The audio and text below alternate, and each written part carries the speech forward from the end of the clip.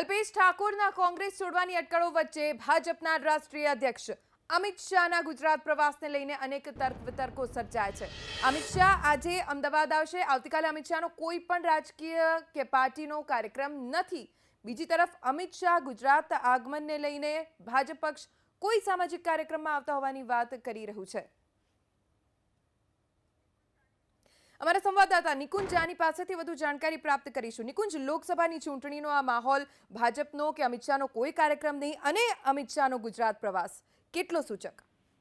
ધ્વનિ કોઈ ઓફિશિયલ કાર્યક્રમ નથી, ન તો પાર્ટીનો કાર્યક્રમ છે કે ન તો કોઈ જાહેર કાર્યક્રમ કે સભા છે, પરંતુ પાર્ટીમાંથી એ પ્રકારની સૂચના માહિતી મળી રહી છે સૂત્રો દ્વારા કે કોઈ એક સામાજિક કાર્યક્રમ હેઠળ અમિત શાહ આવી રહ્યા છે। પરંતુ જે પ્રકારની ગુજરાતની રાજનીતિ છેલ્લા 24 કલાકની અંદર કરવટ બદલી રહી છે, અલ્પેશ ઠાકોરની જે પ્રકારની સ્થિતિ સામે આવી અને એ જે અમિત શાહનો ઓચિંતો ગુજરાત પ્રવાસ જે ગોઠવાયો છે તેને લઈને અનેક તર્ક વિતર્ક જે છે તે રાજકીય ગલિયારોની અંદર લાગી રહ્યા છે। ખાસ આજ રાત્રે 8 વાગ્યા આસપાસ અમિત શાહ અમદાવાદ પહોંચશે અને આવતીકાલનો એક દિવસ તેઓ અમદાવાદની અંદર રહેશે તે પ્રકારની વાત મળી રહી છે। ખાસ ગાંધીનગરની અંદર એક સામાજિક કાર્યક્રમની અંદર તેઓ હાજરી આપશે તે પ્રકારની પણ વાત સામે આવી રહી છે। પરંતુ અલ્પેશ ઠાકોરની સ્થિતિ અને તે વચ્ચે અમિત શાહનું ગુજરાતની અંદર આગમન, અનેક પ્રકારના તર્ક વિતર્ક સામે આવી રહ્યા છે। પરંતુ આખરે તો આવતીકાલે ખ્યાલ આવશે કે અમિત શાહનું આગમન કંઈક ને કંઈક અલ્પેશ ઠાકોર સાથે જોડાયેલું છે કે પછી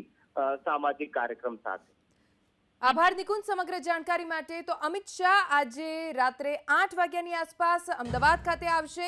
જણાવવામાં તો એવું આવી રહ્યું છે કે અમિત શાહનો અહીંયા કોઈ સામાજિક કાર્યક્રમ છે, પણ ગત મોડી રાતનો ઘટનાક્રમ, અલ્પેશ ઠાકોર અને તેના સમર્થક ધારાસભ્યો કોંગ્રેસ છોડી ભાજપમાં જોડાય તેવી અટકળો શરૂ થઈ ગઈ છે અને એવામાં અમિત શાહનો આ ગુજરાત પ્રવાસ ખૂબ સૂચક માનવામાં આવી રહ્યો છે। જોકે એ તો આવતીકાલે જ ખબર પડશે કે અમિત શાહના ગુજરાત પ્રવાસનું ખરું કારણ શું હશે।